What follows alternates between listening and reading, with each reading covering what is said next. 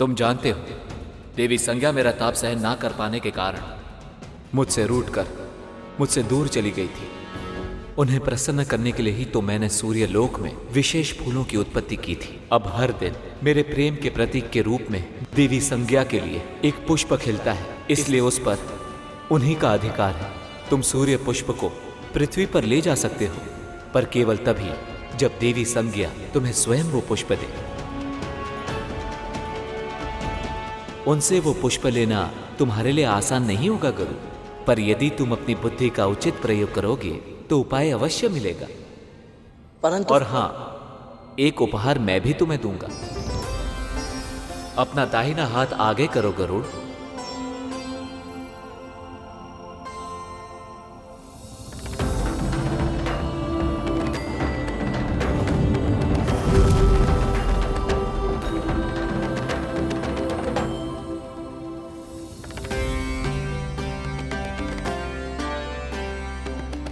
यह बहुत ही विशेष शहद है गरुड़, इसे खा लो।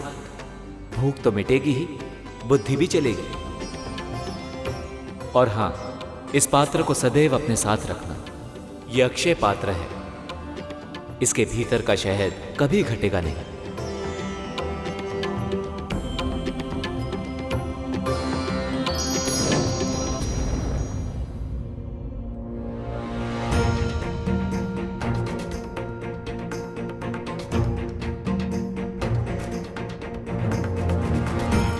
सूर्यदेव तो शहद की तरह मीठी मीठी बातें करके चले गए, परंतु मेरी समस्या तो वैसी की वैसी ही है, क्योंकि जब तक मैं देवी संज्ञा को मना नहीं लेता मुझे सूर्य पुष्प नहीं मिलेगा, और जब तक सूर्य पुष्प नहीं मिलता मैं अपनी माँ के पास लौट नहीं पाऊंगा।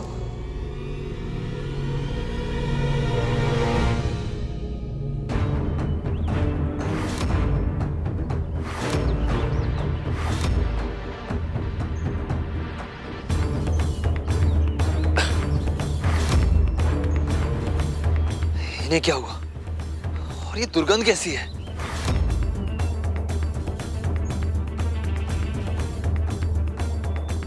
त्वचा के जलने की दुर्गंध है कालिया।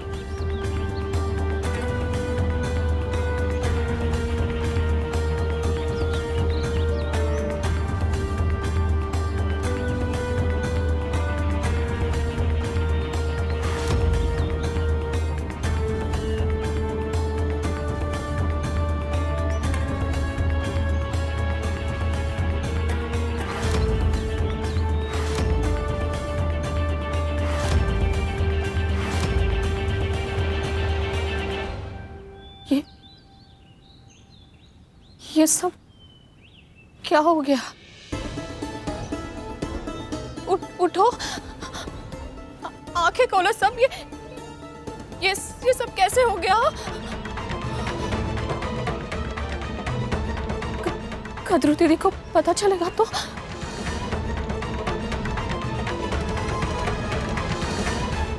कितने दिन बीत गए इसे बचाए हुए। जब मेरे पुत्र वापस आ जाएंगे मेरे पास, तब जी भर के बचाऊंगी इसे। कितनी धूल मिट्टी जमा हो गई है इस पे।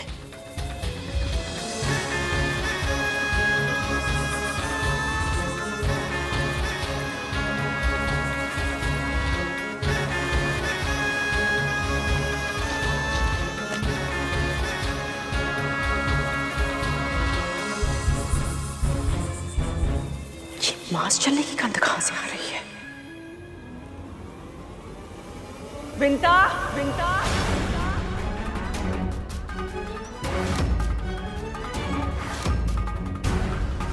विंता, विंता,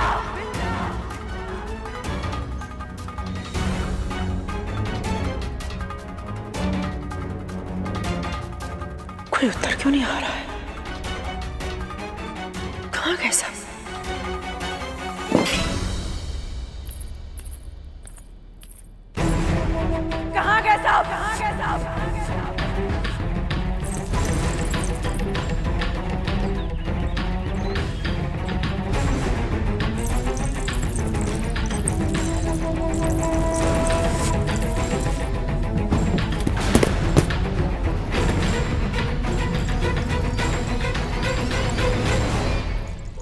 ना कोई प्रहरी है, ना कोई सेवक, ना कोई सेविका, और तो और मेरे पुत्र भी नहीं दिखाई दे रहे हैं। कहाँ है ये सब? ये वायु, सियारों का स्वर, वो रो क्यों रहे हैं?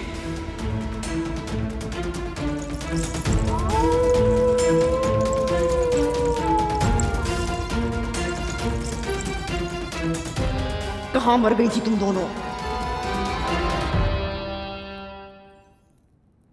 और ये क्या हो रहा है? मेरे पुत्र इतने दिन बाद मेरे पास वापस आ रहे हैं और तुम दोनों अपशगुन फैला रही हो।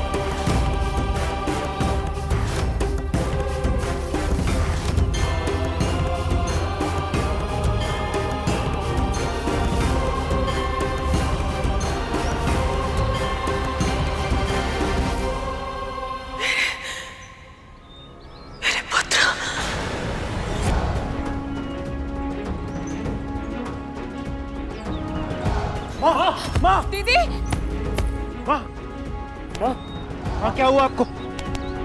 माँ, माँ, माँ, माँ उठिए। माँ क्या हुआ आपको? माँ,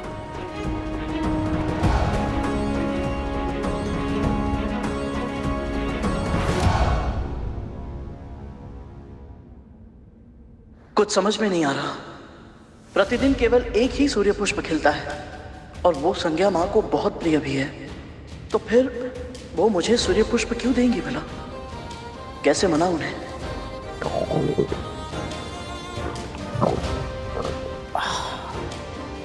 ये भूख इतनी तीव्र लग रही है कि बिना कुछ खाए मस्तिष्क कार्य ही नहीं करेगा। पर खाऊं किसे? नहीं, सूर्यलोक में मांसाहार उचित नहीं होगा। पर खाऊं तो क्या खाऊं? ये बहुत ही विशेष शहद है गरुड़, इसे खा लो। भूख तो मिटेगी ही, बुद्धि भी चलेगी।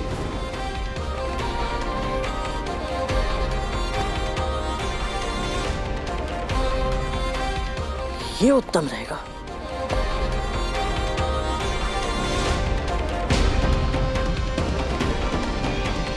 कितना अद्भुत है ये सूर्यदेव का उपहार।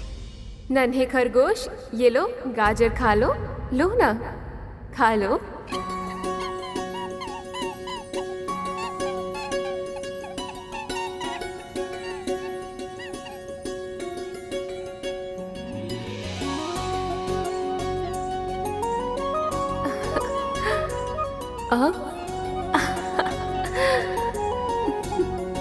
कितना चंचल है तू। कहाँ भाग रहा था? मुझसे छुपन छुपाई खेलेगा, बदमाश कहीं का। देवी संज्ञा तो बालिका की तरह खेल रही है। इसका अर्थ ये है कि इन्हें छोटे बच्चे प्रिय हैं। पक्षीराज, हम सब तुम्हें आज अणिमा और महिमा का वरदान देना चाहते हैं। महिमा वह सिद्धि है जिससे तुम अपनी कद काठी जितनी चाहो बढ़ा या घटा सकते हो। सूर्य देव का ये उपहार अद्भुत है। शहद खाते ही बुद्धि तीव्र हो जाए, समस्या कोई भी हो, उपाय अपने आप मिल जाए।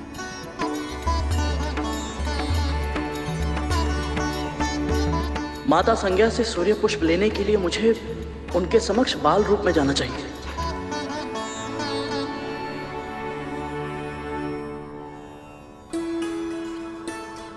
माँ, हाँ?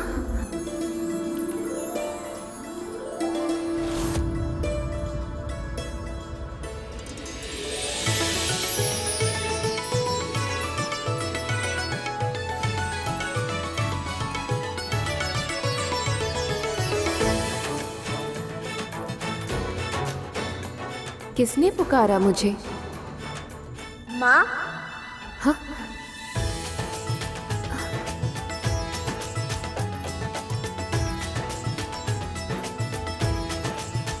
कौन है यहाँ पर? शीघ्र मुझे बताओ।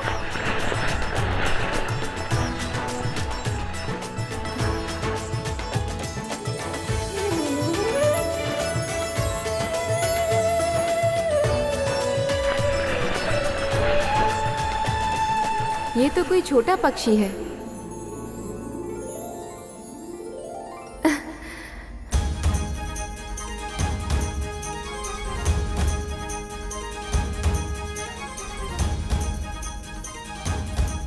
अरे कहाँ जा रहा है?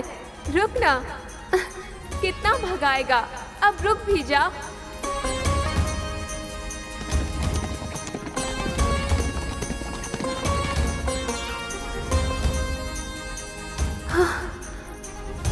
कहाँ लुप्त हो गया? अभी तो यही था। हाँ।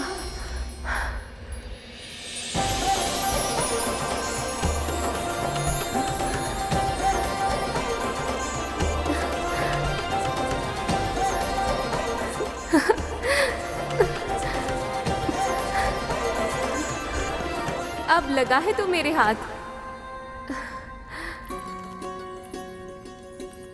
तू इतना चंचल है, फिर भी इतना सुंदर और सलोना है। प्रणाम भाभी माँ।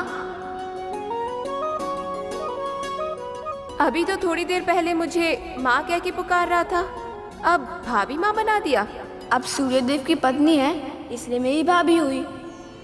और आयु में मेरी माँ की समान है, इसलिए मेरी माँ हुई। तो मैं तो भाभी माँ ही कहूँगा ना। कौन है रे तू? क्या नाम है तेरा? मैं महर्षि कश्यप और विंतानंदन गरुड़ हूँ भाभी माँ। अरुण का भाई गरुड़? इतना बड़ा हो गया तू? यदि मैं इन्हें इस रूप में बड़ा लग रहा हूँ, तो अपने असली रूप में कैसा लगूंगा? अरे हंस क्यों रहा है तू? आप भी कितनी भोली है भाभी माँ। अभी मैं कहाँ बड़ा हुआ हूँ? अभी तो मैं एक नन्हा सा प्यारा सा बालक हूँ। सही कहा तूने। अच्छा ये बता, तेरी माँ कहाँ है? वो तो कुटिया में है। पृथ्वी पर?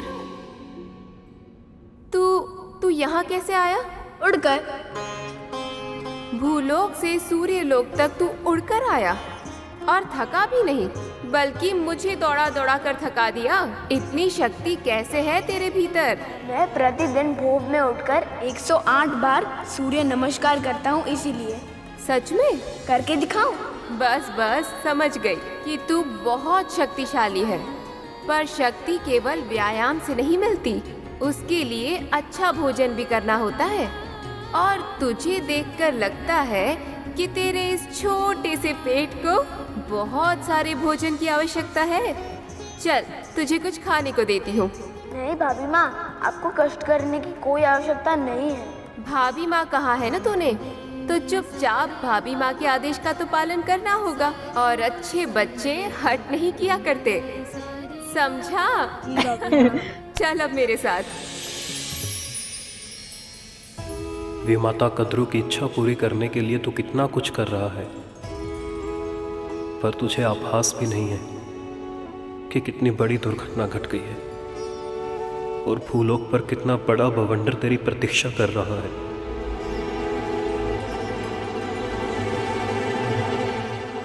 माँ, दीदी, माँ, माँ आंखें खोलिए। माँ, माँ, माँ आंखें खोलिए। माँ, माँ आंखें खोलिए। क्या हुआ माँ आपको? पुत्र, मेरे पुत्र।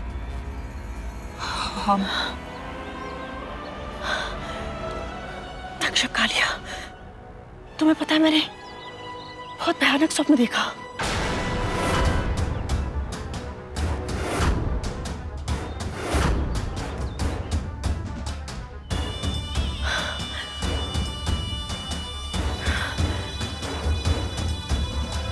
कुछ चल रहा है क्या?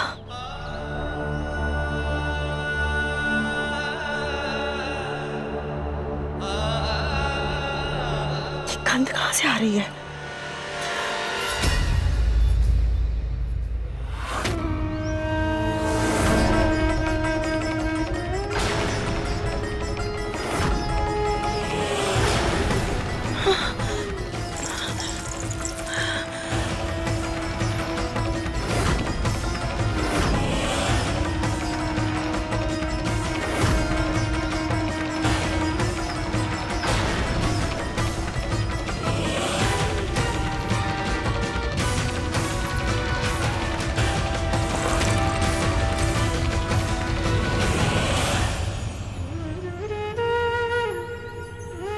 विष्णु लोक की यात्रा के समय सूर्यदेव और गरुण की भेंटावशी हुई थी, किंतु उसने सूर्य लोक में प्रवेश नहीं किया था। किंतु अब तुम्हारे आदेश के कारण उसे सूर्य लोक के भीतर प्रवेश करना होगा, और तब होगा उसे सूर्य के असहनीय तेज और विकराल ताप का अनुभव। उसके पंख जल जाएंगे।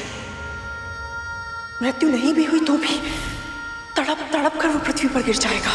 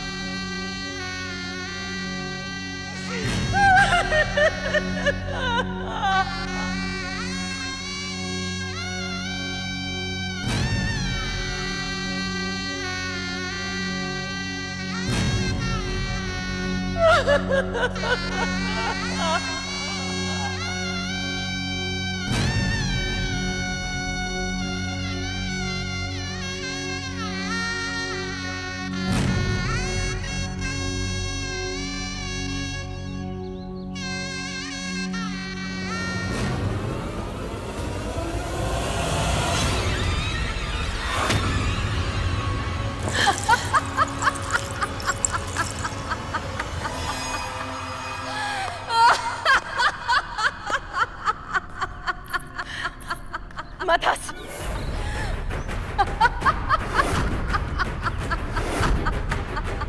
मैंने कहा ना तुझसे, मथस!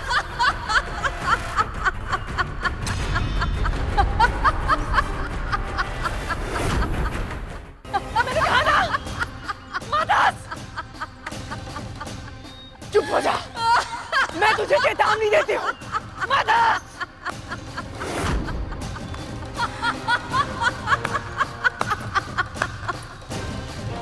चेतावनी देती हूँ मैं तुझे, मदद! क्यों?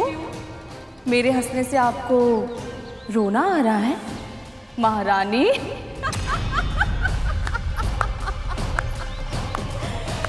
हर कथा के 2 अंक होते हैं, हमारी कहानी के भी हैं। पहले अंक में मेरी आंखों से आंसुओं की बाढ़ आई थी, मेरे पुत्रों के तन पर घाव हुए थे। अब दूसरे अंक में वही कथा फिर से दोहराई जाएगी, केवल पात्र बदल गए हैं। इस बार आंसू आपकी आंखों से बह रहे हैं, आपके पुत्र सह रहे हैं वही कष्ट, वो तड़प रहे हैं, तिलमिला रहे हैं, पर ना उन्हें इस असहनीय पीड़ा से मुक्ति मिलेगी, ना आपको इस दुख से। जिन कुटिल चालों का प्रयोग करके आपने मेरे पुत्रों को मृत्यु के मुख में डाला था, आज उन्हीं कुटिल चालों ने आपके पुत्रों को यमलोक के द्वार पर खड़ा कर दिया। मेरे पुत्र के पंख जलाना चाहती थी ना? देखिए, आपके पुत्र स्वयं जल गए हैं। समय बड़ा बलवान है दीदी। अब तक आपके पाले में था, पर अब मेरे पक्ष में है।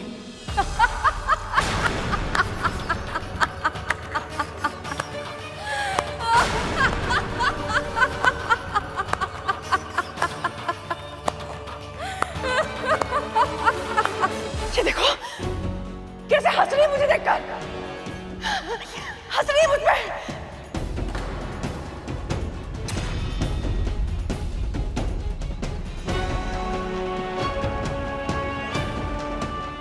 माँ, ये हंस नहीं रही, ये रो रही है माँ। हाँ माँ, ये रो रही है। हंस रही है, मैं बोल रही हूँ कि वो हंस रही है।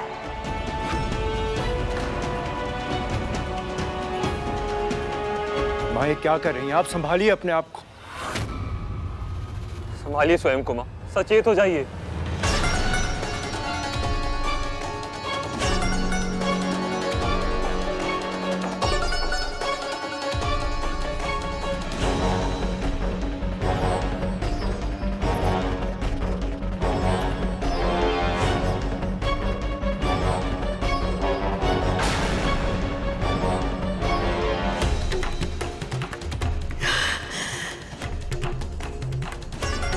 मेरे पुत्रों के प्राण लगभग जा चुके हैं।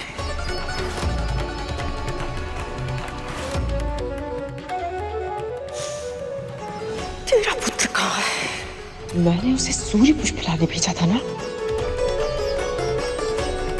कहाँ है गरुड़?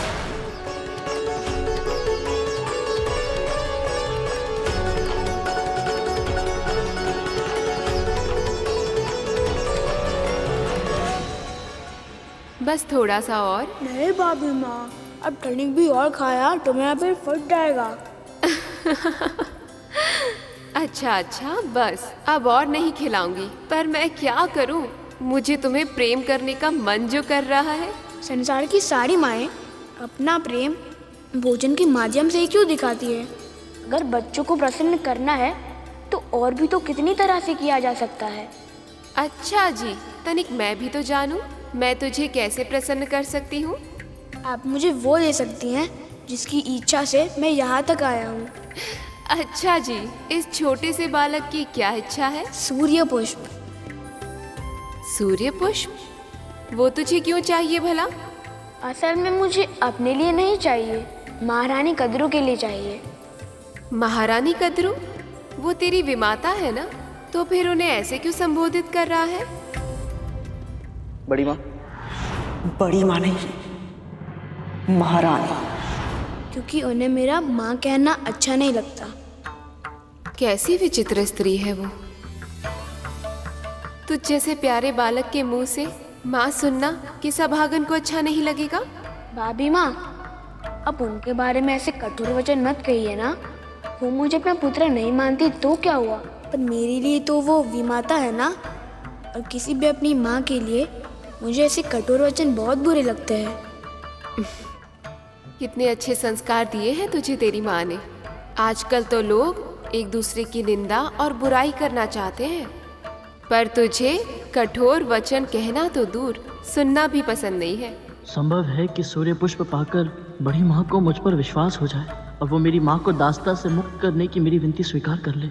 मेरे पुत्रों के प्राण लेकर क्या लगता है तेरा पुत्र जीवित बचेगा?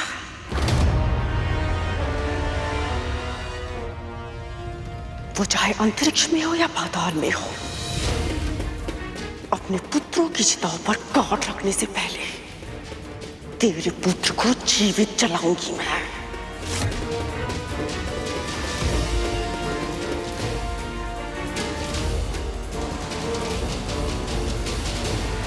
मैं नहीं जानती गरुड़ कहाँ है,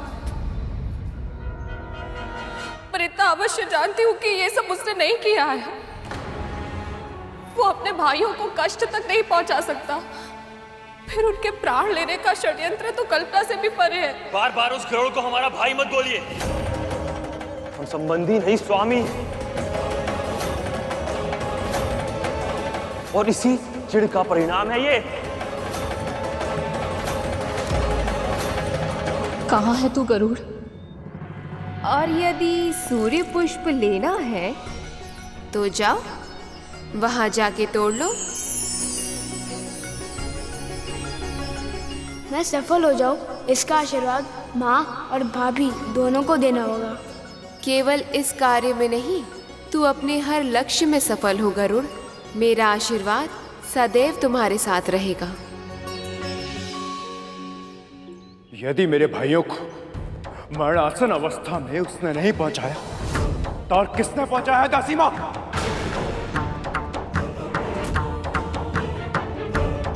गरुड़ में अकेले पूरी असुर सेना को पराजित करने का समर्थ है, तो उसके होते हुए उसके स्वामियों पर आघात कौन कर सकता है? प्रश्न सीधा है दासी मां। हमारे भाई गरुड़ के साथ अंतरिक्ष यात्रा पे गए, तो फिर वो गिरे कैसे?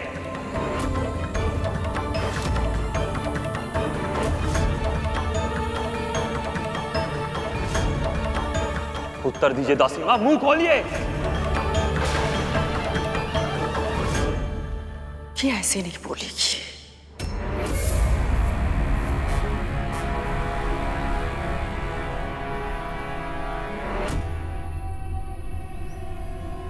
न जाने सर्पों की ये दशा कैसे हुई है। कहीं मेरे पुत्र पर भी कोई संकट ना आया हो, पर वो है कहाँ?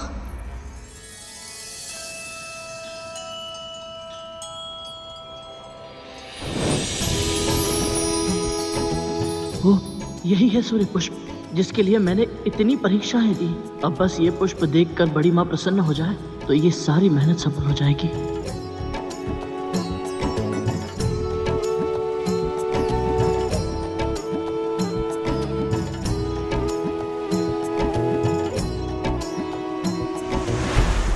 अरे, ये पुष्प कहाँ लुप्त हो गया? इसे लेना इतना सरल नहीं है।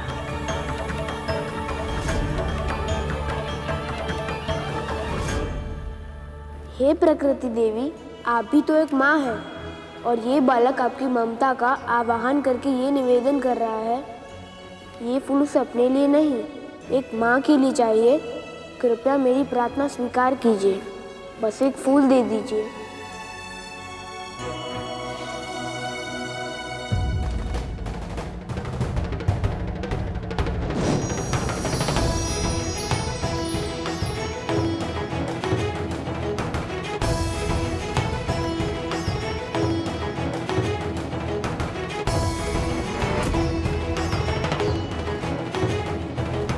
ये कैसी माया है? ये सूर्य पुष्प इतना लंबा कैसे हो गया? अब मैं इस पुष्प तक कैसे पहुंच पाऊंगा? इस फूल को लेना किसी बालक के लिए संभव नहीं है गरुड़।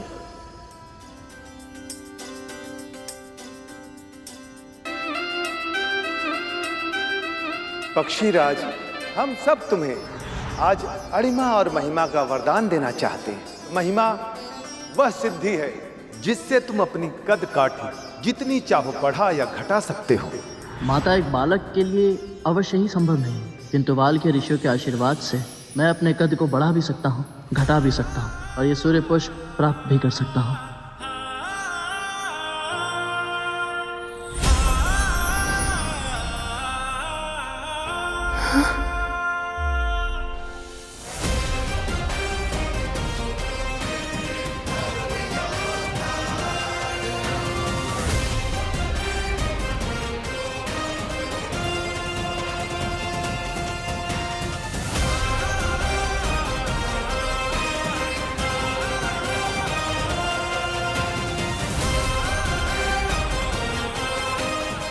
बस बस, मैं समझ गई कि तू कोई छोटा बालक नहीं है,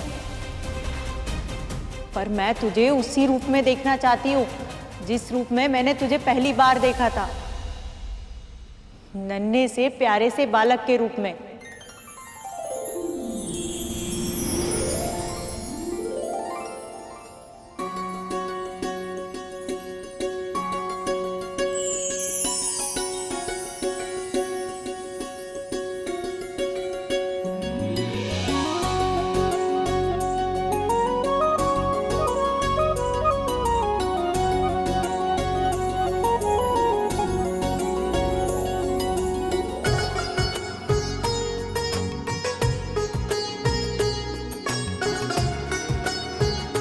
अब मुझे आज्ञा दीजिए भाभी माँ।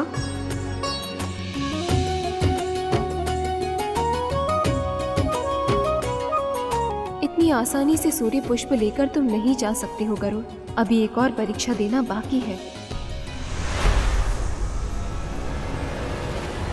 अभी तो यहाँ कोई द्वार नहीं था, अचानक इतने सारे द्वार कैसे आ गए?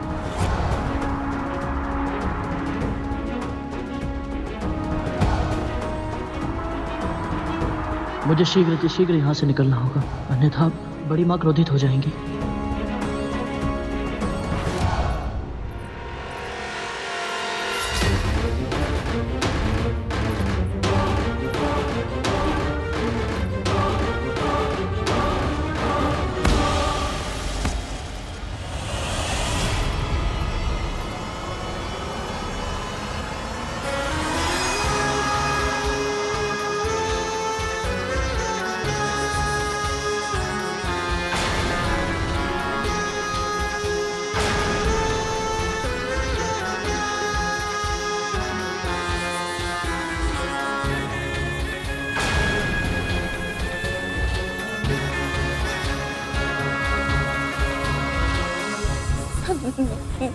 दीदी, मैंने और मेरे पुत्र ने कोई षड्यंत्र नहीं किया।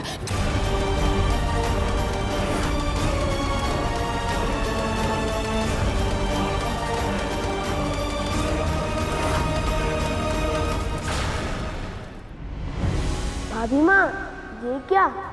क्या हुआ? एक के स्थान पर 7 द्वार देखकर चौंक गया? सूर्य लोक का यही नियम है गरुड़। वापस जाने के लिए तुम्हें इनमें से सही द्वार चुनना होगा, नहीं तो तुम किसी और ही लोक में भटक जाओगे।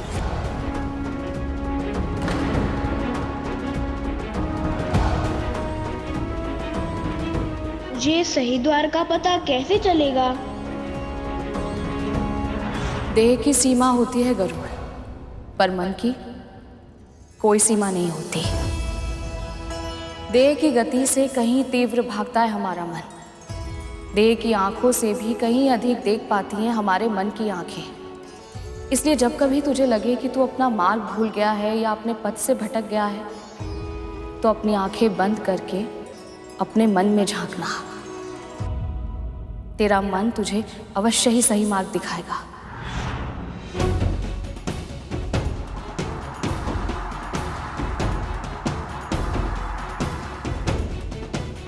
हे परमपिता, सृष्टि के पालन करता, ये कठिन निर्णय लेने में मेरी सहायता कीजिए प्रभु।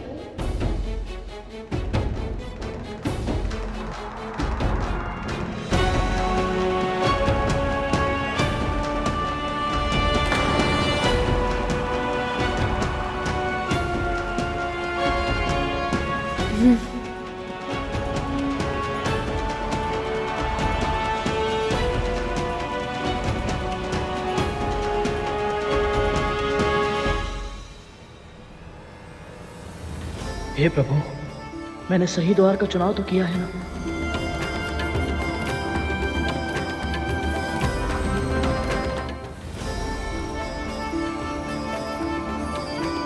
यही सही द्वार है गरुड़, भयभीत मत होना। ये भय के नहीं, दुख के आंसू है भाभी माँ। मैं द्वार को पार कर तो लूंगा और ये सूर्य पुष्प लेकर धरती पे भी लौट जाऊंगा, पर मेरा बचपन यही छूट जाएगा माँ।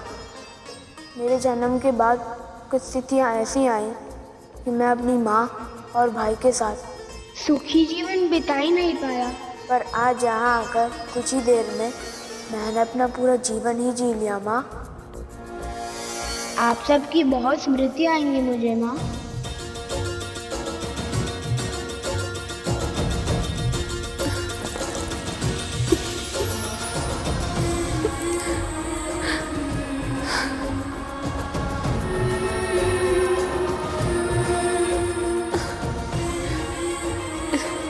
मैं भी तुझे बहुत स्मरण करूंगी गरुड़। तेरे इस रूप के कारण न जाने कितने वर्षों के बाद मुझे अपनी ममता को फिर से जीने का अवसर मिला। हर माँ चाहती है कि उसकी संतान बड़ी हो और जीवन का दायित्व संभाले।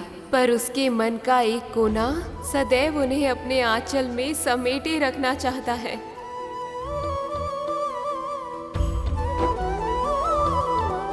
तेरे कारण वो आनंद फिर से पाया है मैंने। सदैव सुखी रहो गरुड़। मेरा आशीर्वाद सदैव तेरे साथ है।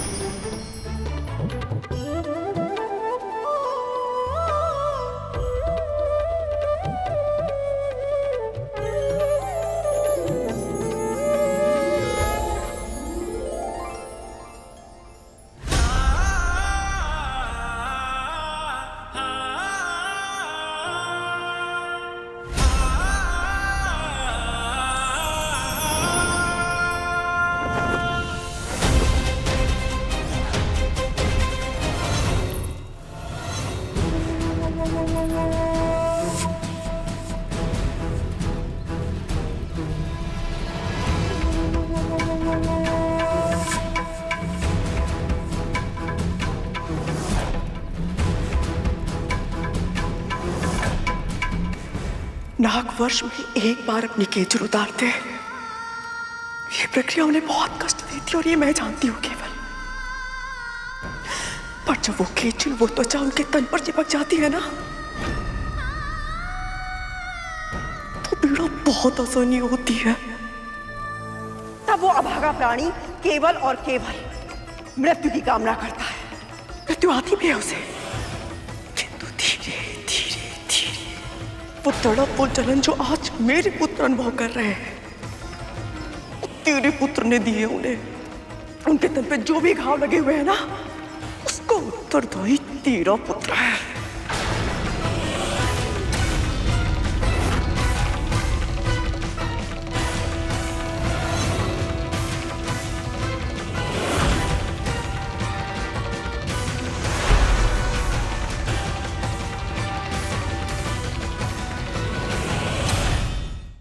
प्रतिशोध लूंगी मैं। जितने घाव मेरे पुत्रों के तन पे लगे हैं, उतने ही घाव तेरे तन पर होंगे। जिस पीड़ा को सहने के लिए वो विवश हुए हैं ना, वही पीड़ा तू भी सहेगी।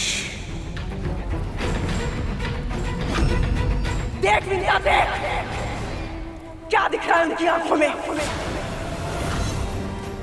मृत्यु का है।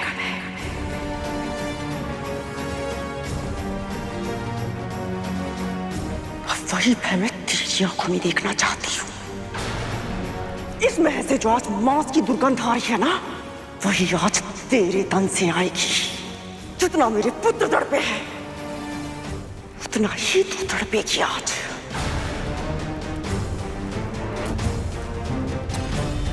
दीदी, ऐसे ही, बिल्कुल ऐसे ही मेरे पुत्रों ने भी मुझे पुकारने का प्रयास किया होगा,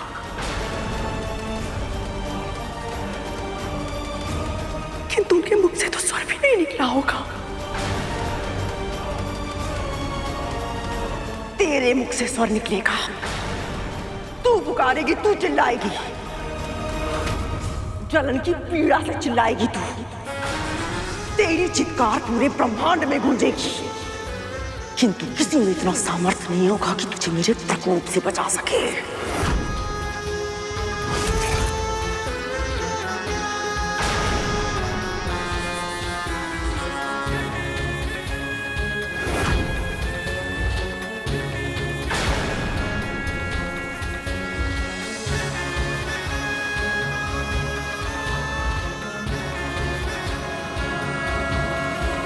रुक जाइए बड़ी माँ।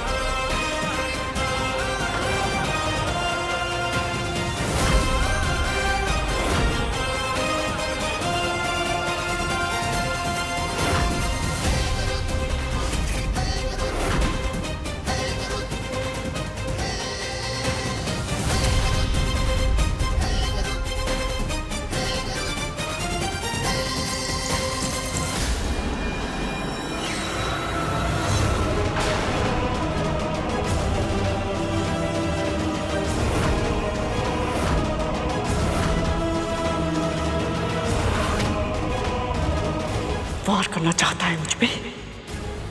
कर वार, करना वार, ले ले मेरे प्राण, ले ले मेरे प्राण। मेरी बची हुई संतानों का भी अंत कर दे, ले ले सबके प्राण, जीवन समाप्त कर देना सबका, किसी को भी और तुमरा तो बिल्कुल मत छोड़ना।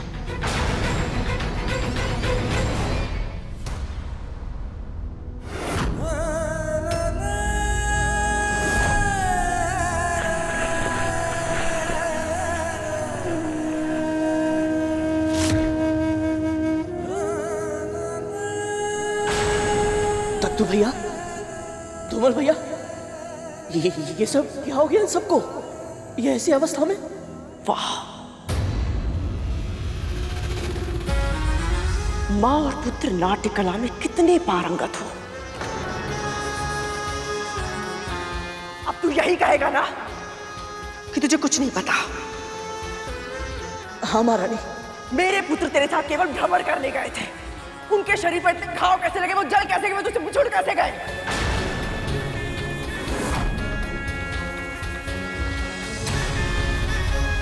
तुझे तो पता ही नहीं ना, है ना? मेरा विश्वास कीजिए महारानी। मेरे पुत्र विषैले अवश्य है, किंतु उनके भीतर भी इतना विष नहीं है जितना तेरे मन में है। मेरे पुत्र अपने शत्रु को ललकारते हैं, फिर उन पर आक्रमण करते हैं, किंतु तूने धोखे से मेरे पुत्रों पर आक्रमण किया। मेरे नाग जब आघेड़ के लिए जाते हैं तो अपने शत्रु को भागने का और बचने का एक अवसर देते हैं। तूने अंतरिक्ष पर ले जाकर उन पर वार किया जब वो तुझ पर निर्भर थे। अपनी शक्तियां होते हुए भी आज वो कितना असहाय अनुभव कर रहे होंगे। महारानी, मेरा विश्वास कीजिए। विश्वास तो उन्होंने भी तुझ पर किया था, जो मेरी बिना आज्ञा के वो तेरे साथ चले गए। आपको बिना बताए? परंतु महारानी, आपने तो स्वयं मुझे आदेश दिया था मैं इन सभी को अपने साथ ले जाऊं। सत्य बोल रहा है ये। माँ तुझे बार बार पुकारती रही, पृथ्वी पर लौटने का आदेश भी दिया, किंतु तूने सुनकर भी अनसुना कर दिया।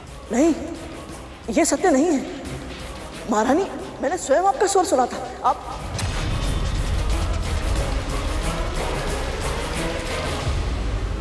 जब दास आकाश में उड़ सकता हो तो भूमि पे भ्रमण करने की क्या आवश्यकता? हाँ तक तो भैया, ये तो बिल्कुल तक्षक भैया का स्वर है। ज्यादा चाटुकारिता मत कर। वाह धूमल भैया, ये तो बिल्कुल कालिया भैया जैसा स्वर है। तख्तू और धूमल भैया। गरुड़, तू गया नहीं अभी तक? महारानी, आपके पुत्र मेरे साथ जाना चाहते थे। वो जो चाहते हैं वैसा ही कर। ये सब तू क्या कह रहा है? कद्रू दीदी कभी नहीं चाहती थी कि नाग अंतरिक्ष में जाए, तो ये कैसे आदेश दे सकती हैं? माँ, तख्तू भैया और धूमल भैया अलग अलग स्वर निकालने में निपुण हैं। इन सभी को अंतरिक्ष में जाने की बहुत इच्छा थी, मुझसे हट भी कर रहे थे ये। मैंने इनसे कहा भी कि महारानी की आज्ञा के बिना मैं इन्हें साथ में नहीं ले जा सकता। तो हो सकता है जब मैंने इनसे आज्ञा मांगी तो धूमल भैया नहीं। इसे नियंत्रण में नहीं रख सकती तो बता दे, मैं इसे लोहे की साकलों में बांधकर अंधकूप में फिकवा दूंगी। तू तो सिर्फ दासी है मेरी, पर तेरा पुत्र जीवन भर के लिए मेरा बंदी होगा। महारानी, इसे क्षमा कर दीजिए महारानी। वो नादान है, बालक है, अपना भला बुरा नहीं समझता। मैं इसे समझाऊंगी। वाह धूमल भैया, अद्भुत प्रतिभा है आपने। आपकी आवाज बदलने की कला अद्भुत है ना बुद्धंदी? हाँ सरकोटा, अत्यंत प्रभावी।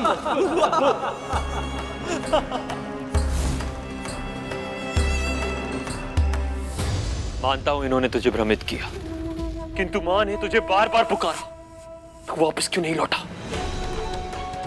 मैंने भी तो इतनी बार पुकारा तुझे, लौट कर धरती पर क्यों नहीं आया तू?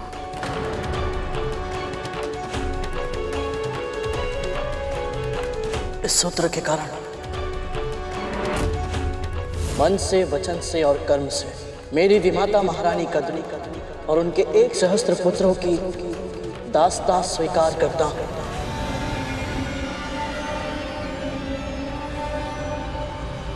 महारानी के साथ साथ मैं नागों का भी दास हूं। उनके आदेशों की अवहेलना नहीं कर पाया मैं, और चाह कर भी आपके पास लौट कर नहीं आ सका। देखो इसे, कैसे सारा दृष्टिकोण बदल रहा है। जानबूझकर ऐसी कथा सुना रहा है जिससे सारा दोष मुझ पर और मेरे पुत्रों पर आ जाए। जब मेरे पुत्र तड़प रहे थे, पृथ्वी पर नीचे गिर रहे थे, तब तो कहा था, हाँ? नाग तेरी पीठ पर बैठकर गए थे ना गरुड़? तो जब ये नीचे गिर रहे थे तुझे पता क्यों नहीं चला? हाँ, ये पहेली मेरे लिए भी कुछ ऐसी है मां, जिसका उत्तर मेरे पास नहीं है।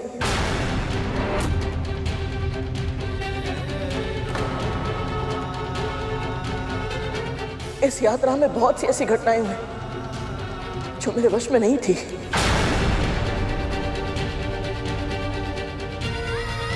जब शनि ग्रह से हम बाहर निकल रहे थे, तब तक तो भैया और रूमल भैया और अन्य सभी ने शनिदेव के बारे में बहुत सारे दुर्वचन कहे। ना रंग है ना रूप है, कितना कुरूप है। मैं तो ये सोच रहा हूँ, ऐसे व्यक्ति को इतनी रूपवती पत्नी मिल कैसे गई?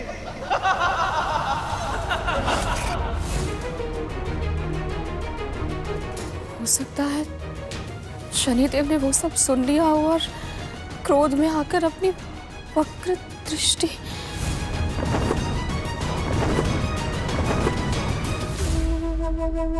ये कैसे हो सकता है?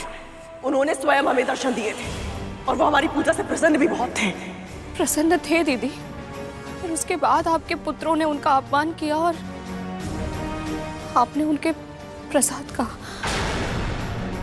महारानी, आपका प्रसाद।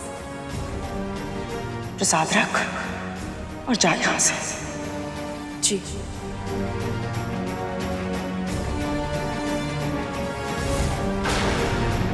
तब तो यह अवश्य ही शनिदेव की वक्र दृष्टि का प्रभाव है। विनाश काले विपरीत बुद्धि। मैं अपने भाइयों को पृथ्वी पर लाकर भी उन्हें सुरक्षित नहीं रख सका। पता नहीं माँ फिर हमें भ्रमण पे जाने की अनुमति देंगी भी या नहीं। तुम अगर चाहोगे तो हम मौन धारण कर लेंगे। नाग रूप में हम तुम्हारे पक्ष में कहीं छुप कर बैठ जाएंगे ताकि हमारे अस्तित्व का पता ही ना चले। हे ईश्वर, यदि इन सब के हट के आगे मैंने हार नहीं मानी होती तो ये इस समय। परंतु महारानी, मेरा विश्वास कीजिए, मैं सत्य कह रहा हूं।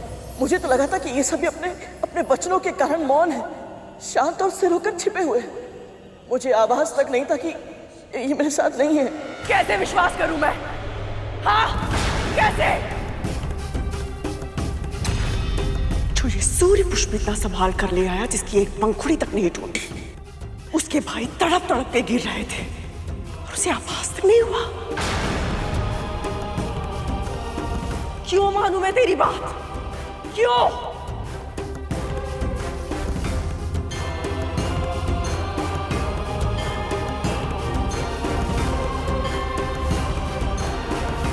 दीदी,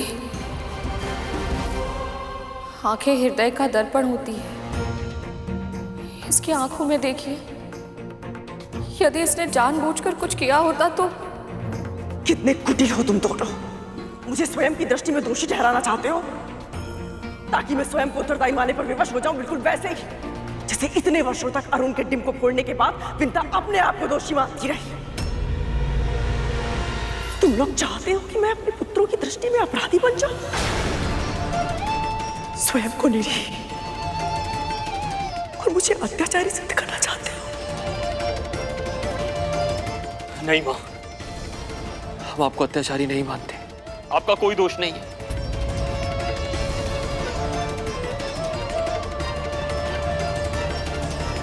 आपने हर पल, हर क्षण हमारा भला ही चाहा।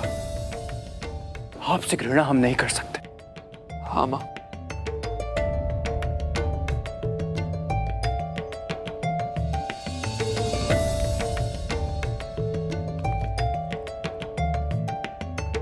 क्षमा कर देना मेरे पुत्रों, मुझे मैं सदा से जानती थी कि ये गरुड़ मेरे पुत्रों के लिए संकट बन जाएगा। मैं फिर भी उसे नियंत्रित नहीं कर पाई और मैं तुम्हारे भाइयों को सुरक्षित कर पाई।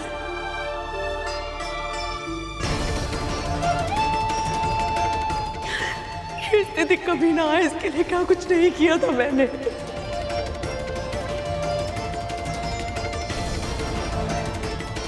इन अभागों के साथ ऐसा कुछ हो जाएगा इसकी तो कल्पना भी नहीं की थी मैंने।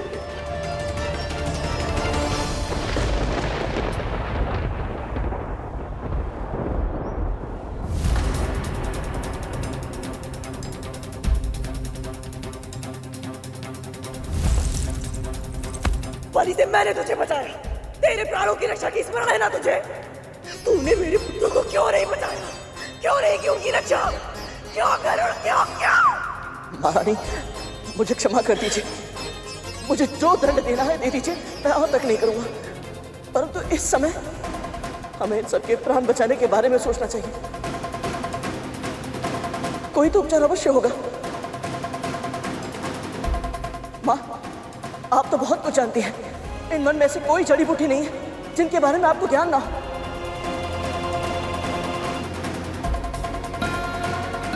माँ, वो लेप आपने जो बनाया था, जिससे मेरे तन के घाव एक रात्रि में ठीक हुए थे, मुझे बताइए।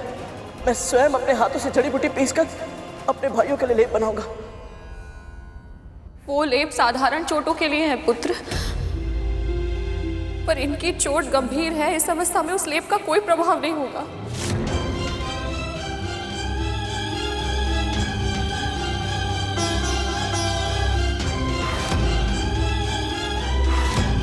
ऐसा नहीं हो सकता माँ। ये भाई है मेरे, मैं इन्हें ऐसे तड़पते हुए नहीं देख सकता। कोई तो उपचार अवश्य होगा। यदि आप दोनों नहीं जानते तो कोई तो जानता होगा। माँ, यदि आवश्यकता पड़ी तो मैं फिर से वैकुंठ जाऊंगा, परंतु अपने भाइयों के प्राणों की रक्षा मैं अवश्य करूंगा। नाटक बंद कर अपना, नाटक बंद कर अपना, नाटक बंद कर अपना। पहले मेरे पुत्रों के साथ षड्यंत्र किया, अब उन्हें बचाने का स्वांग रच रहा है तू।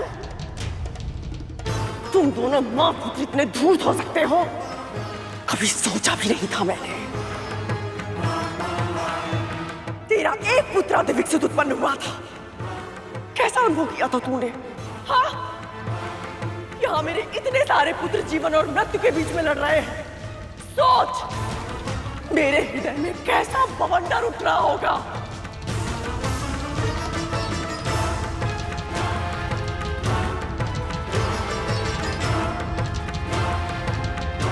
और कितनी दुखद बात है कि ऐसी घनघोर पीड़ा में भी मेरा साथ देने के लिए कोई नहीं है। जब अरुण का नहीं फूटा था ना, तेरी पीड़ा के आभास ने हमारे स्वामी की तपस्या भंग कर दी थी और वो तेरे पास चले आए थे। किंतु आज जब मेरे पुत्र यमराज के मृत्यु पाश में फंसे हुए हैं, तब वो निरासक्त थे। आपसे जो भूल हुई है, उसके बाद आपके दूसरे पुत्र के प्रति आपका दायित्व और बढ़ जाता है। अब आपको शारीरिक रूप से ही नहीं, मानसिक और आत्मिक रूप से भी शक्तिशाली बनना होगा, ताकि हमारा पुत्र हरिश्चंद्र अर्थात अपने 6 विकारों पर सदैव नियंत्रण रख सके। जब एक पिता ही अपने पुत्र के साथ पक्षपात कर सकते हैं, तो मैं क्या करूं?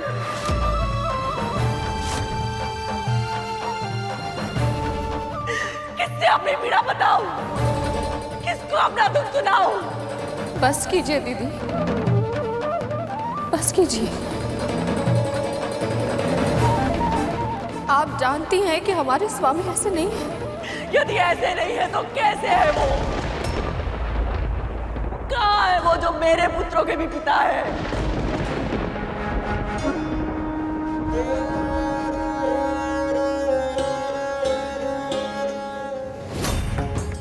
अपने परिवार की रक्षा करना, अपने पुत्रों का ध्यान देना, ये उनका भी उत्तरदायित्व है ना? तो फिर वो सर्वज्ञाता महर्षि कश्यप कहाँ है? कहाँ है वो?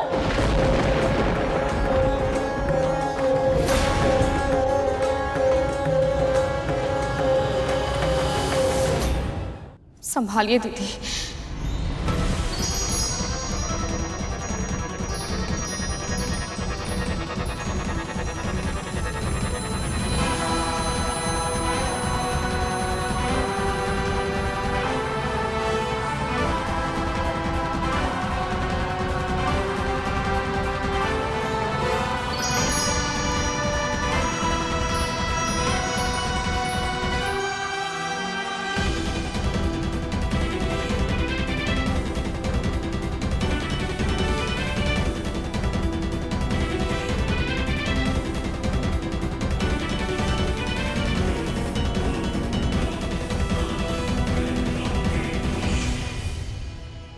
प्रणाम पिताजी।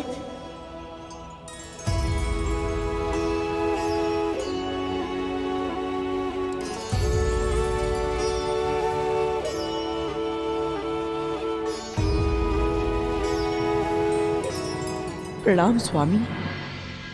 प्रणाम स्वामी।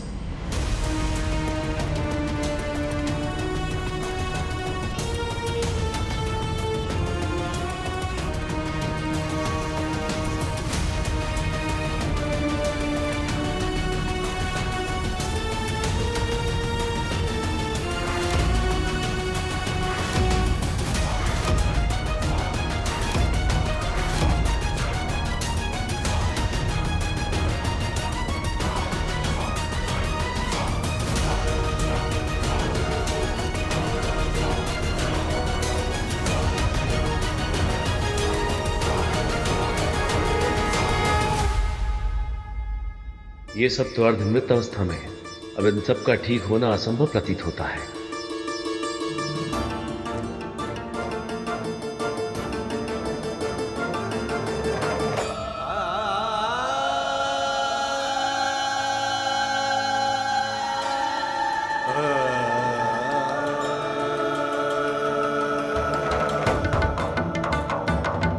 हम अपने जन्म के उद्देश्य को क्यों भूल जाते हैं?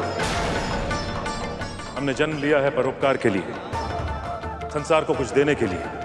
मृत्यु के बाद ये तन यहीं छूट जाता है। ये धन, संपदा, ऐश्वर्य, ये महत्वाकांक्षाएं सब यहीं धरी की धरी रह जाती है। यदि हमारे साथ कुछ जाता है तो केवल हमारा कर्म, और बुरे कर्मों का फल हमें इसी धरती पर, इसी जन्म में मिल जाता है।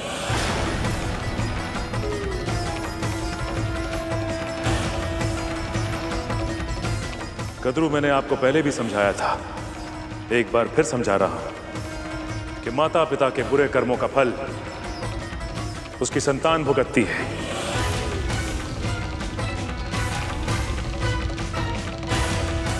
और इस समय जो हमारी संतान ये भीषण कष्ट भोग रही है, ये भी आपके बुरे कर्मों का फल है।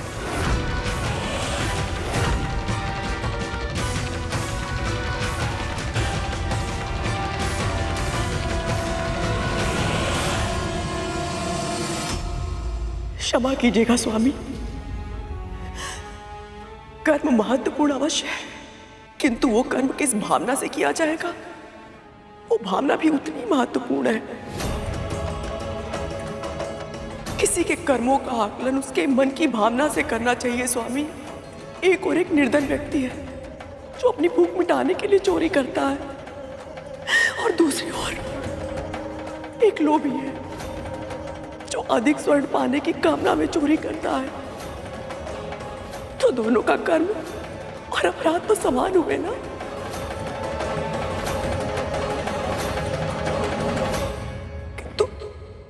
एक समान नहीं होता है। मैं जानती हूँ आपकी दृष्टि में मैंने बहुत बुरे कर्म किए हैं।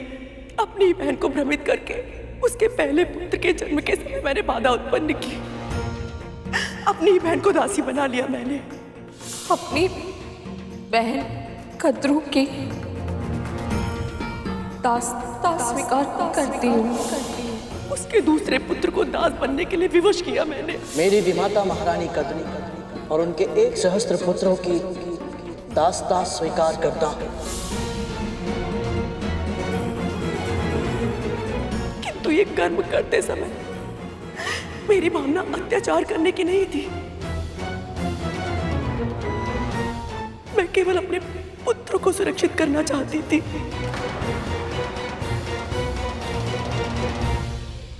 वेद में भी यही कहा गया है स्वामी कि एक मां अपने पुत्रों के हित के लिए किसी भी सीमा तक जा सकती है। इस संसार के किसी भी नियम का उल्लंघन कर सकती है वो। जब अनजाने में महादेव ने गौरी पुत्र गणेश का मस्तक काट दिया था, तब मां गौरी ने उन्हें विवश किया था कि उनके मृत बालक को जीवित करे। प्रभु शिव ने हाथी का मस्तक काटकर गणेश के धड़ पर लगा दिया था।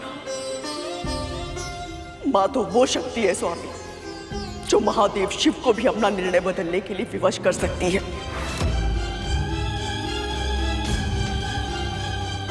मैंने जो विंता अरुण गरुण के साथ किया वो सब करने के लिए मुझे इस संसार ने विवश किया था। ये संपूर्ण संसार मेरे पुत्रों के साथ भेदभाव कर रहा था तो क्या करती मैं? हाथों पर हाथ रखकर मौन रहते, अपनी आंखों से अपने पुत्रों पर अत्याचार होते हुए देखती रहती। नहीं स्वामी, मैं इतनी महान नहीं हूं, मैं इतनी महान। आज मैं इस संसार से एक प्रश्न पूछना चाहती हूँ स्वामी। यदि मेरे जप तप व्रत में कोई कमी नहीं थी तो महर्षि दुर्वासा ने वो पारिजात माला विंता के हाथों में क्यों दी? इसे जो धारण करेगा उसे ऐसी प्रतापी संतान प्राप्त होगी जिसके नाम और यश की कीर्ति समस्त ब्रह्मांड में फैलेगी।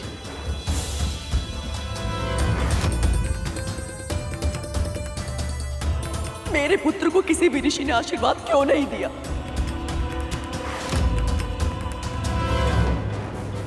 जबकि बालकेल्य ऋषियों ने विंता के पुत्र को आकाश के इंद्र से भी अधिक शक्तिशाली होने का वरदान दिया था। भगवान विष्णु के प्रताप से होने वाली आपकी संतान का वर्चस्व संपूर्ण आकाश में स्थापित होगा। ये कैसा न्याय है स्वामी? कैसा न्याय है ये? जिसके मन में अपने पुत्रों के लिए कोई बड़ा स्वप्न ना हो, कोई महत्वाकांक्षा ना हो, जो केवल इतना चाहती थी कि उसके पुत्र अपने माता पिता की सेवा करें। उनके पुत्र को वरदान पे वरदान मिल रहे थे।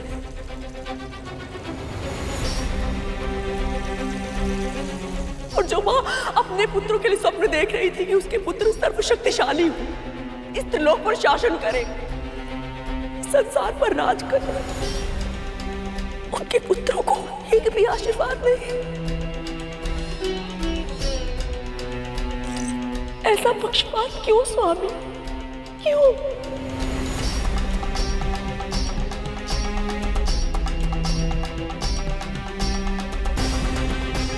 आपके पुत्रों को वरदान नहीं मिला था तो आपने यह तय कर लिया कि गरुड़ को जो वरदान मिला है आप उसे भी फलने नहीं देंगे।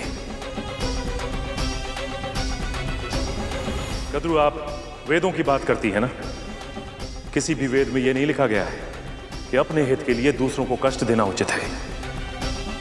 अपनी उन्नति के लिए दूसरों का पतन करना उचित नहीं है और अपनी रेखा बढ़ाने के लिए दूसरों की रेखा मिटाना अपराध है।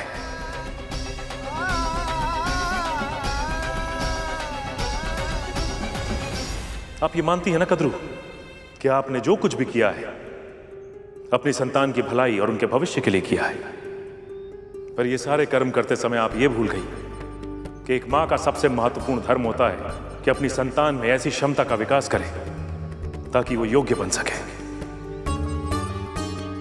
कद्रू, आपने अपनी संतानों को योग्य नहीं बनाया।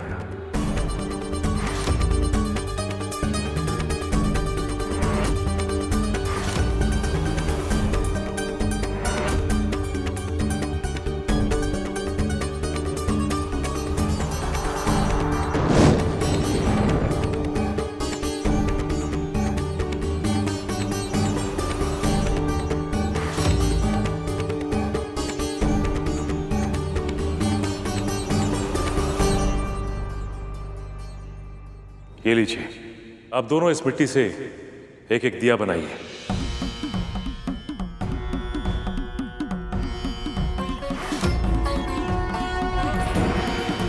तक्षक, जल लेकर आओ।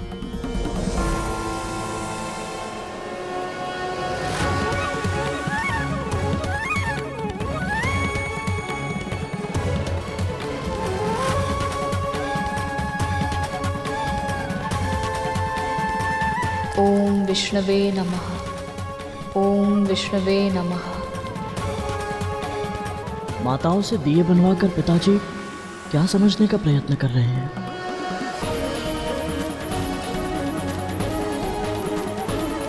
ओम विष्णवे नमः।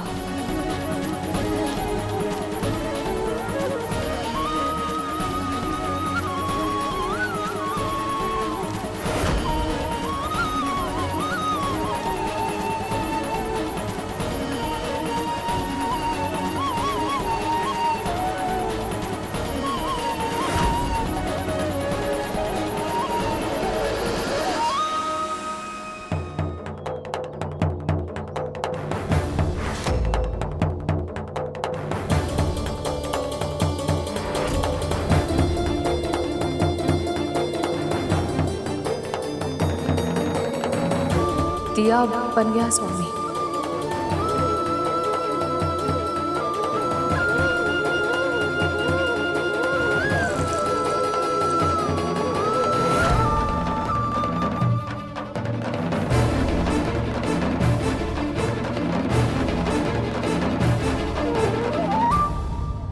आप दोनों दिया बनाना जानती हैं, पर इस दिए को पूरा बना पाई केवल विंथा, और वो भी इतना सुंदर, क्योंकि आप दोनों के कार्य करने के ढंग में अंतर है।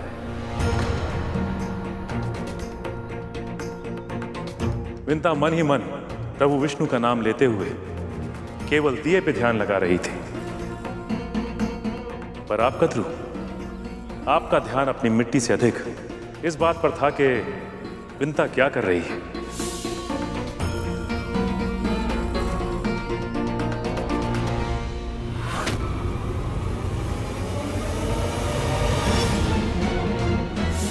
और इस बात में आपको यह भी आभास नहीं हुआ कि आप अपनी मिट्टी में पर्याप्त जल डाल पाई या नहीं।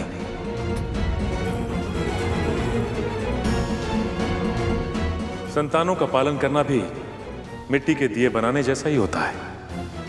इसमें मिट्टी का ध्यान देना पड़ता है कि आपकी संतान की क्या कमियां हैं और क्या अच्छाइयां हैं, ताकि आप उनकी कमियों को ठीक कर पाएं और अच्छाई को उभार पाएं, जिससे आपकी संतान योग्य बने। किसी और की मिट्टी में अधिक जल डालकर उसका दिया नष्ट करने से आपका दिया अच्छा नहीं बनेगा। और जब तक आप इस अंतर को नहीं समझेंगी, आप और आपके पुत्र इसी तरह समस्याओं में उलझे रहेंगे।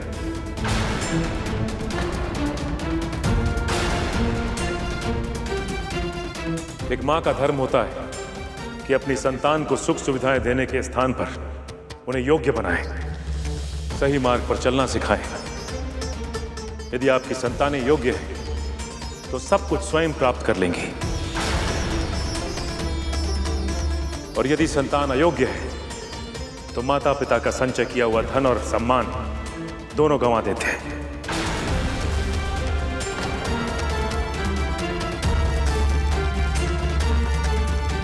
कितने ज्ञान की बातें कही है पिताजी ने। माँ और हम पहले से ही इतनी पीड़ा में हैं, और पिताजी हमारी पीड़ा दूर करने के स्थान पर हमें ज्ञान दे रहे हैं। हो क्या गया है पिताजी को? माँ को नीचा दिखा रहे हैं और इस दासी की प्रशंसा कर रहे हैं।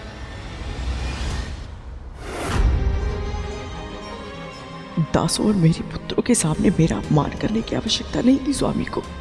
और ये बिंदा, ये तो बहुत प्रसन्न होगी आज।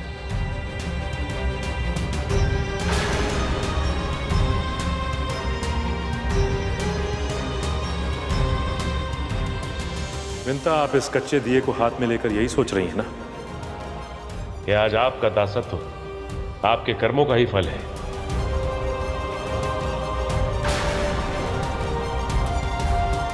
आप अपनी पहली संतान को देखने के लिए जितना व्याकुल थी, आज एक पल उसे दृष्टि भर देखने के लिए तरस गई। यही है प्रकृति का नियम।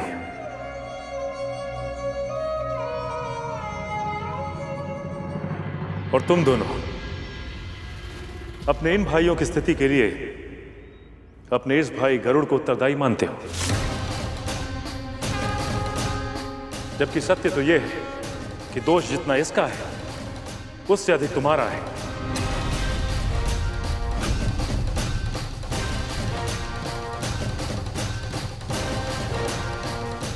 पिताजी, हम तो वहां थे ही नहीं। पिताजी, हमें तो पता ही नहीं था कि हमारे भाई अंतरिक्ष में जाने की योजना बना रहे हैं। यही दोष है तुम दोनों का। तुम अपने भाइयों के साथ शासक सा व्यवहार करते हो, उन्हें प्रताड़ित करते हो, उन्हें धमकाते हो। छोटे भाई होकर भी वो अपने मन की बात तुमसे नहीं कह सकते।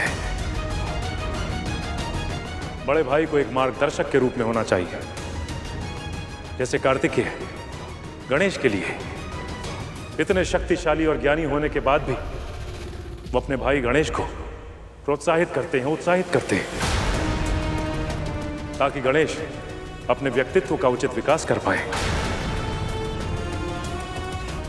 वो प्रतियोगिता भी करते हैं तो केवल इसलिए कि गणेश अपना उत्तम प्रदर्शन कर सके, किंतु तुम दोनों स्वयं अपने छोटे भाई के मार्ग पे कांटे बोते हो, ताकि उसे कष्ट हो और तुम तालियां बजाकर उसका उपहास कर सको।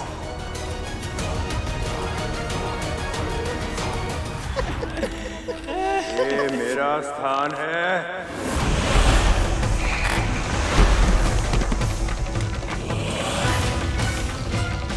और गरुड़, तुम जानते हो तुम्हारा दोष क्या है?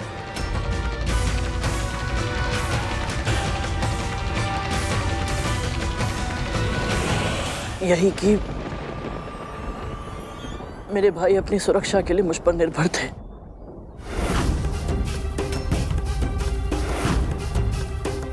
परंतु मैं उनकी सुरक्षा नहीं कर पाया। पर ऐसा हुआ क्यों?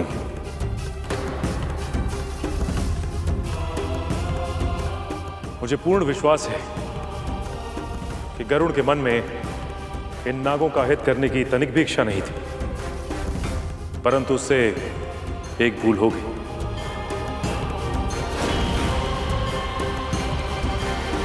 और वो ऐसी भूल है जो हम में से किसी से भी हो सकती है। क्या आप में से कोई बता सकता है कि वो भूल क्या है?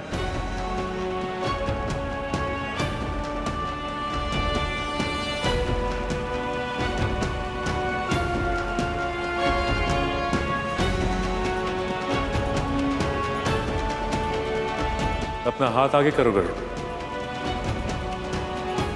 पिताजी,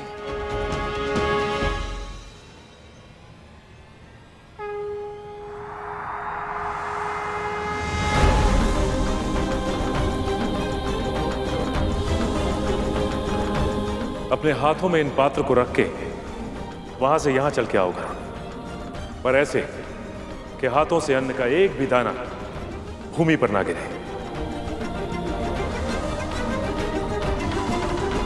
ये कैसी परीक्षा है और कैसे कर पाऊंगा मैं ये?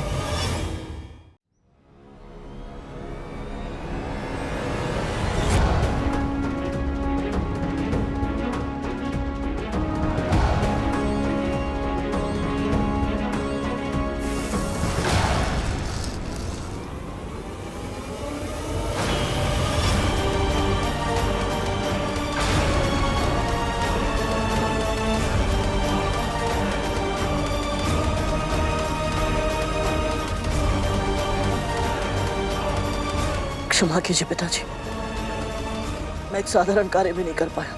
अन्य से भरा एक पात्र तुम्हारे कार्य का प्रतीक है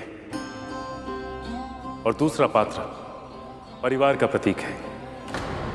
दूर से देखा जाए तो इन दोनों पात्रों को साधना और कार्य और परिवार के संतुलन को लेकर चलना बहुत साधारण लगता है, पर ऐसा कर पाने के लिए बहुत अभ्यास की आवश्यकता होती है। गरुड़, तुम जिस पथ पर चल रहे थे वो जीवन का प्रतीक है, और जीवन में कब क्या होगा ये पहले से निर्धारित नहीं होता। कभी भी कुछ भी हो सकता है।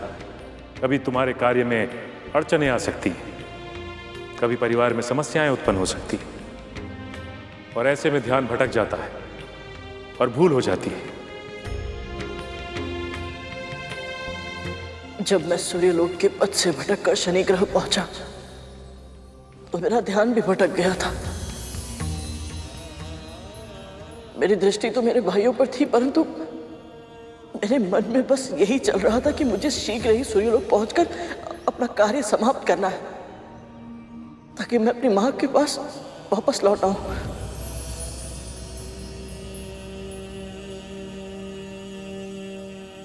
इसीलिए जब मैं शनि ग्रह से निकला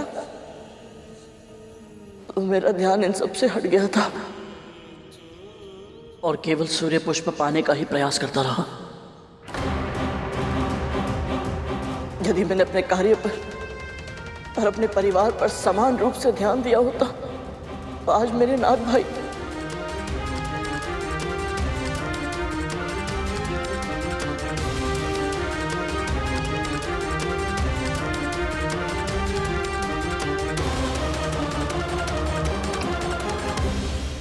मुझे क्षमा कर दीजिए पिताजी,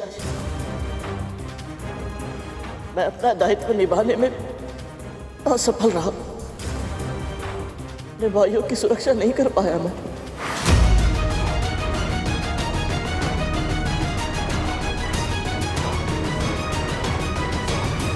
परंतु पिताजी, मुझे बस एक अवसर दे दीजिए, मैं कुछ भी करने के लिए तैयार हूं। अपने भाइयों के प्राणों की रक्षा करने के लिए मैं कुछ भी करूंगा पिताजी।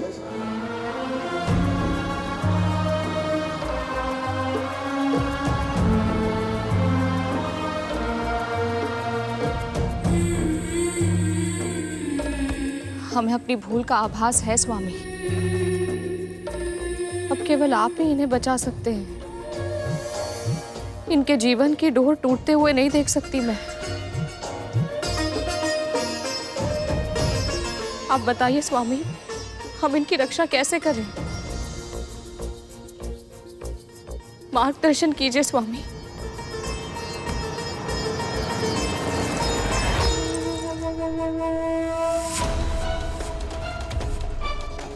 स्वामी, मेरे पुत्रों की प्राण रक्षा का उपाय तो होगा ना? कृपया बताएं। दया कीजिए पिताजी, हमारे भाइयों को बचा लीजिए।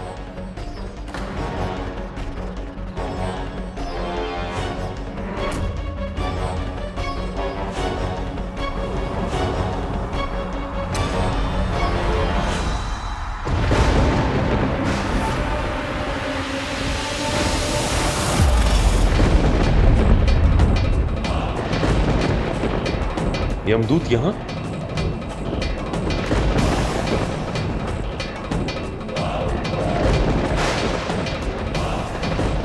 बहुत देर हो चुकी है।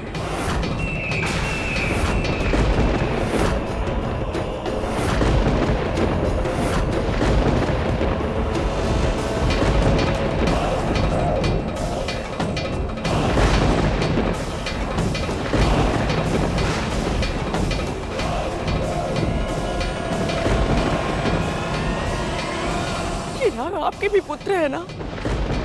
आज जब इन्हें सबसे अधिक आपकी आवश्यकता है तो इन्हें ऐसे असहाय न छोड़े।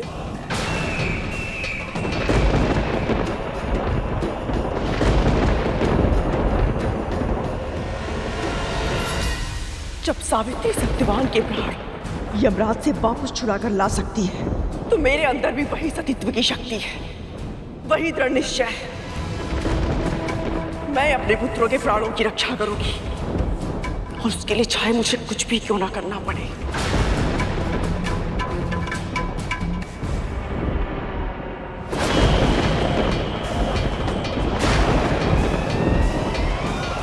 एक माँ की पुकार स्वयं ईश्वर भी अनसुनी नहीं कर सकते, और इनके लिए तो दो दो माएं प्रार्थना करेंगी। इन दोनों माताओं को कैसे बताऊं कि इन सर्पों को लेने के लिए स्वयं यमदूत आ गया है।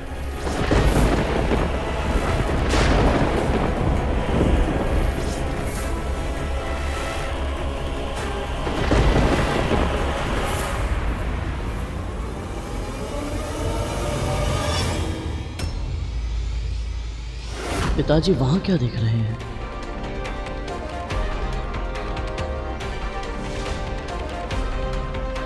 मुझे ऐसा क्यों लग रहा है जैसे कोई था यहाँ जो वापस लौट गया। यदि आप दोनों ने निश्चय कर ही लिया है तो एक उपाय है। जी पिताजी, बताइए क्या करना है। हम सब कुछ करेंगे अपने भाइयों के लिए। उसे जानने और समझने के लिए आप सबको जीवित पुत्रिका के व्रत कथा को पूरे मनोयोग से सुनना और जानना होगा। इस समस्त संसार में जो भी माँ इस व्रत को विधि विधान से करेगी उसे अपनी संतान की रक्षा करने की शक्ति प्राप्त होगी और उसकी संतान दीर्घायु होगी।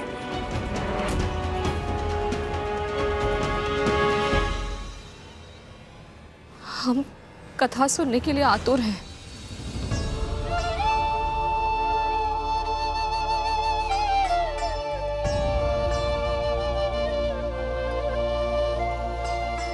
पिछले कल्प की बात है।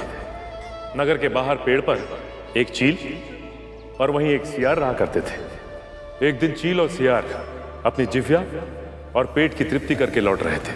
तब उन्होंने नगर की महिलाओं को जीवित पुत्रिका व्रत करते हुए देखा और इनके मन में भी इस व्रत को करने की इच्छा जागी और अगले वर्ष उन्होंने इस व्रत को पूरे मन से रखा।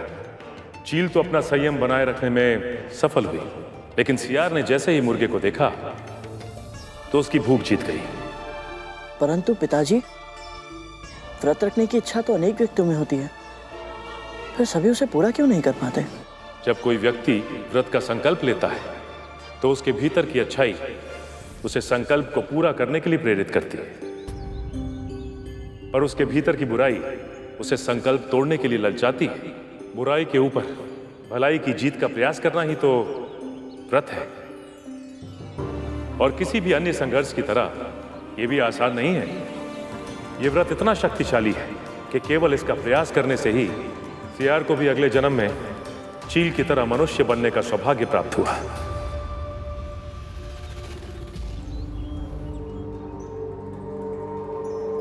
चील ने शीलवती नामक राजकुमारी के रूप में जन्म लिया।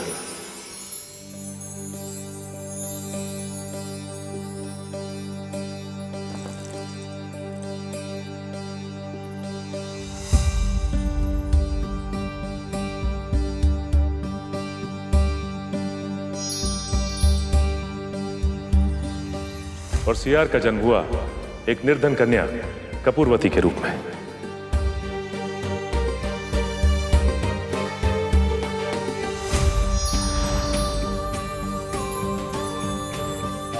और नियति के योग से राजकुमारी शीलवती का विवाह राजा बुद्धिसेन से हुआ।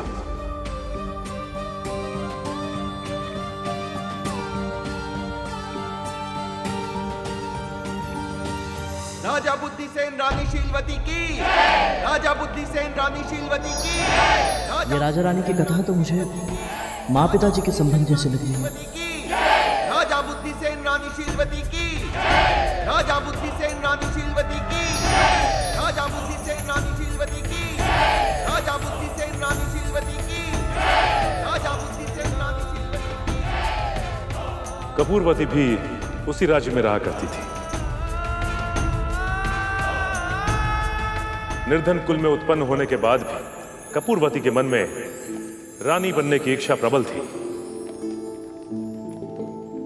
और इसीलिए वो रानी शीलवती से ईर्ष्या करने लगी।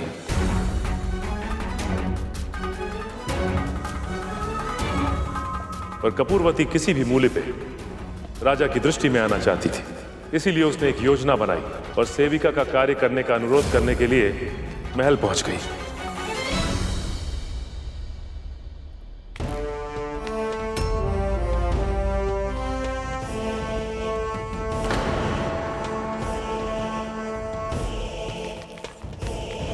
मंत्री जी, मैं अभागन आपसे विनती करती हूँ कि मुझ पे कृपा करे और कोई काम दे दे, तभी मैं अपने परिवार का पेट भर पाऊंगी।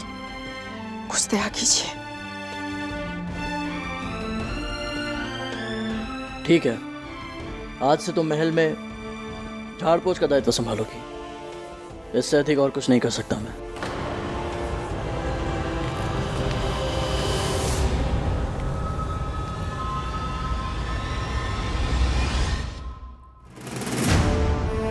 राजा के मंत्री ने उसे महल के झाड़ पोछ का दायित्व सौंपा।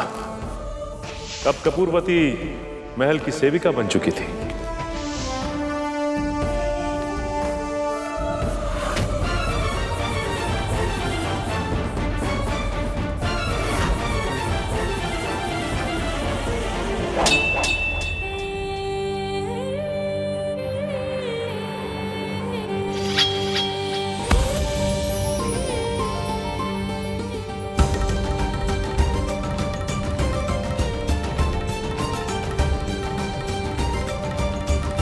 और वो हर समय राजा और रानी के निकट जाने का प्रयास करती।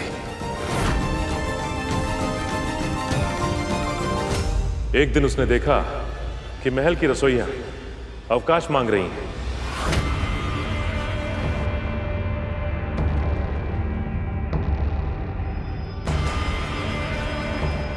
और उसने एक क्षण भी नहीं गवाया और शीघ्र ही मंत्री के सामने पहुंच गई।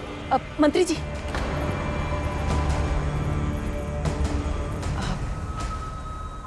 रसोइये के स्थान पर मैं भोजन पका सकती हूँ।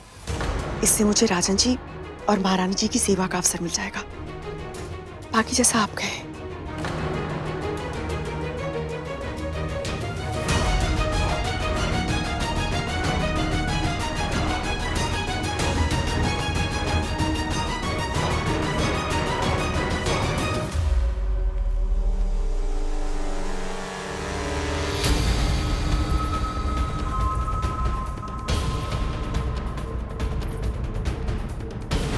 पर कपूरवती को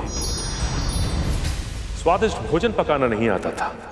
उसे लगा कि ऐसे तो उसे कार्य से निकाल दिया जाएगा और वो राजा और रानी की निकटता प्राप्त करने की अपनी योजना में असफल हो जाएगी। और तब उसने एक उपाय सोचा।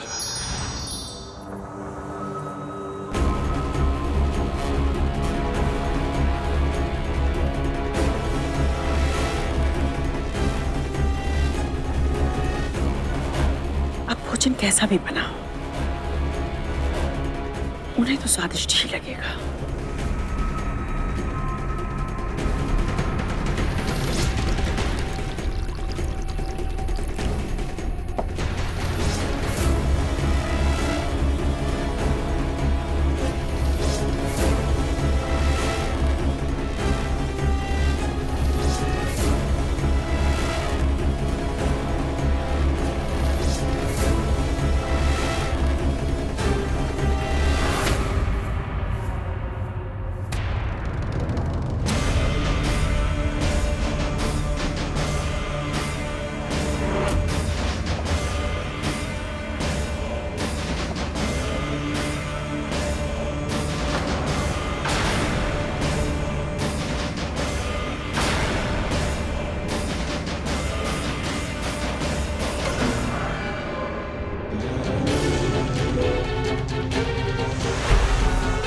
राजन, रानी,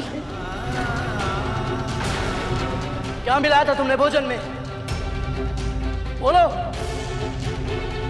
सैनिकों, बंदी बना लो इसे। इसने राजद्रोह किया है। मंत्री जी, मैंने कुछ नहीं किया।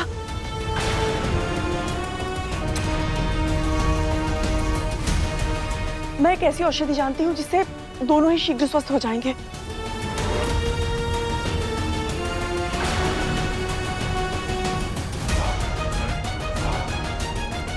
जो करना है शीघ्र करो। मैं लेके आती हूँ।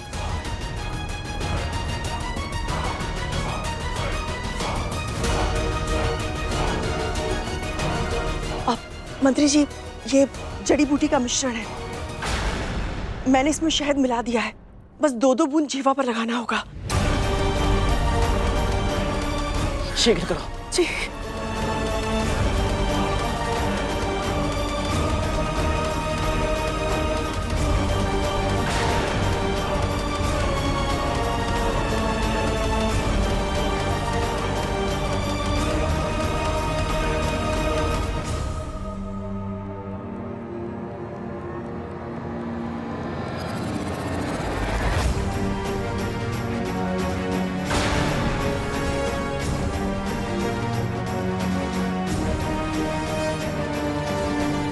राजन,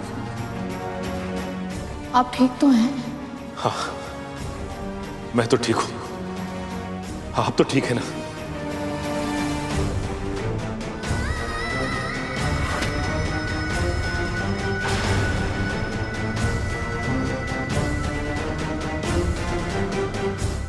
मुझे पूरा विश्वास है राजा, इसने जानबूझकर आपकी छाछ में कुछ मिलाया था, जिसके कारण आप दोनों अस्वस्थ हो गए थे। फिर काल कोठरी का दंड सुनते ही ये भयभीत हो गई और विपरीत प्रभाव की जड़ी बूटी देकर आप दोनों को स्वस्थ भी कर दिया। मंत्री जी, हम आपकी बात से सहमत हैं। इस स्त्री के दिए हुए छाछ को पीकर हम दोनों को चक्कर आने लगे और पेट में भीषण पीड़ा होने लगी। किंतु यह भी सत्य है कि इस स्त्री ने हमारे प्राण बचाए हैं, इसलिए हम इसे दंड तो नहीं देंगे। किंतु ऐसी स्त्री राजमहल की सेवा के योग्य नहीं है। इसे इसी क्षण बाहर निकाल दिया जाए।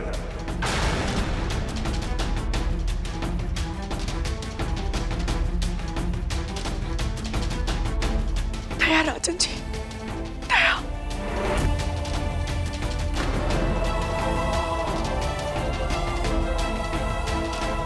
मैं भला जानबूझकर अपने राजन जी और महारानी जी का हित क्यों करूंगी? मेरे मन में कोई कालिक नहीं है। यदि मुझे महल की सेवा के कार्य से बाहर निकाल दिया गया तो क्या करूंगी मैं?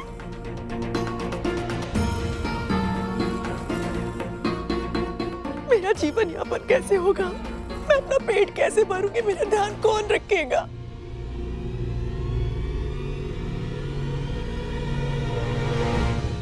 राजन, स्वभाव से कपूरवती अच्छी है। अवश्य ही इससे भूल हुई है, पर वो भूल इसने जानबूझकर नहीं की होगी, ऐसा मेरा दृढ़ विश्वास है।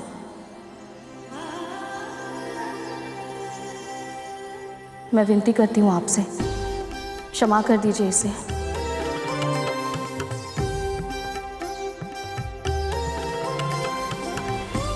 और मेरी निजी सेविका के रूप में कार्य करने की आज्ञा भी दीजिए। ये क्या कह रही है महारानी आप? यही मेरी इच्छा है राजन।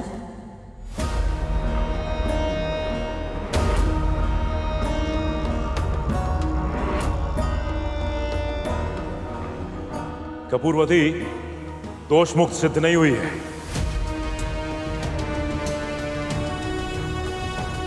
किंतु ये राज्य अपनी रानी की इच्छा का अनादर नहीं करेगा।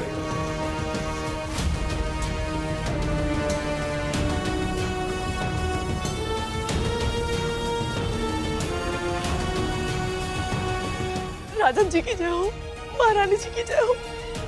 राजन जी की जय हो, महारानी जी की जय हो।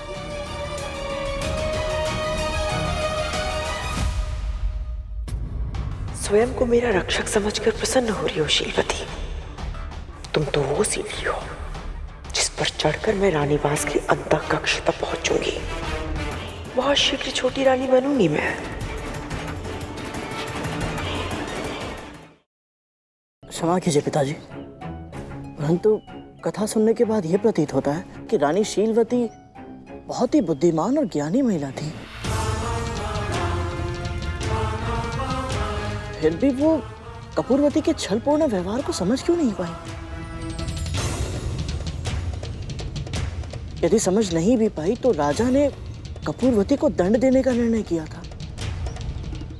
फिर रानी शीलवती ने अपने पति की बुद्धिमानी पर विश्वास क्यों नहीं किया? जानते हो गरुड़, इस संसार में सबसे अधिक हानिकारक क्या है? अति करना। रानी शीलवती में भी एक ऐसी ही कमी थी। वो बहुत अधिक दयालु थी। उनके विवेक ने उन्हें चेतावनी दी थी और उस दिन से कपूरवती रानी शीलवती की सेवा करने लगी।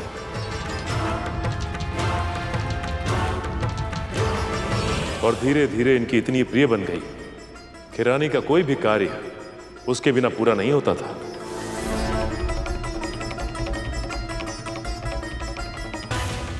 आठों प्रहर वो रानी के साथ रहने लगी।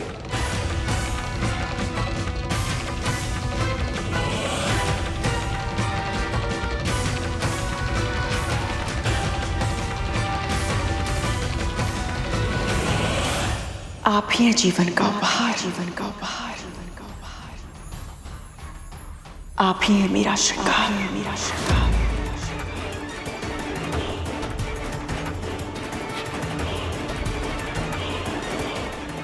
मैं ऋणी आपके जीवन भर की, आपके जीवन भर की। कैसे चुकाऊं ये उपकार, कैसे चुकाऊं ये उपकार।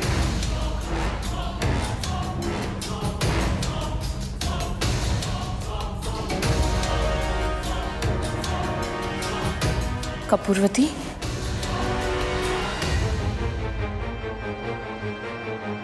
फिर ऐसा कभी मत बोलना। तुम मात्र दासी नहीं, मेरी बहन जैसी हो।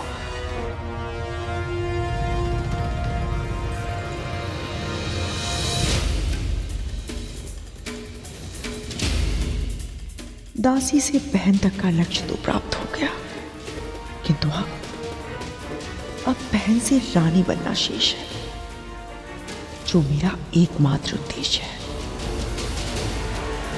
कपूरवती, कपूरवती,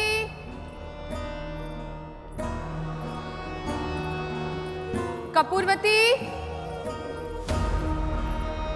कपूरवती, कपूरवती,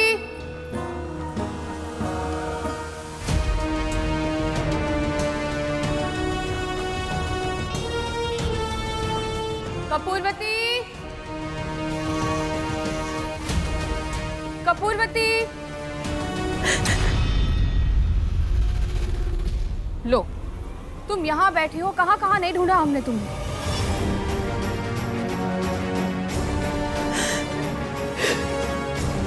कपूरवती समझ चुकी थी कि रानी उससे पूरी तरह प्रभावित है, उसके जाल में फंस चुकी है।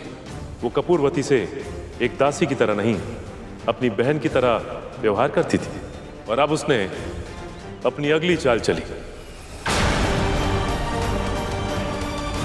इसका अर्थ है जैसे बड़ी माँ ने चतुराई से माँ को दासी बनाया था, उसी प्रकार कहीं कपूरवती ने भी महारानी को अपने जाल में तो नहीं फंसा लिया। आखिर क्या किया होगा उन्होंने?